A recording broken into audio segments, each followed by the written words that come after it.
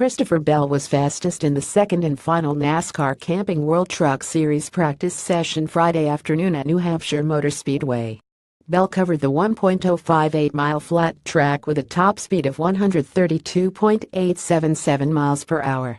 Ben Rhodes was second, 132.301 miles per hour, followed by Todd Gilliland 132.213, Matt Crafton 132.122 and Noah Gragson 132.071. 6th through 10th were Johnny Sauter 132.016, Austin Cindric 131.865, Grant Enfinger 131.683, Ryan Truex 131.656 and Kaz Grala 131.533. Qualifying for the UNO 175 takes place Saturday at 10 a.m. Eastern Time, while the green flag for the race drops 3 hours later at 1 p.m. Eastern Time.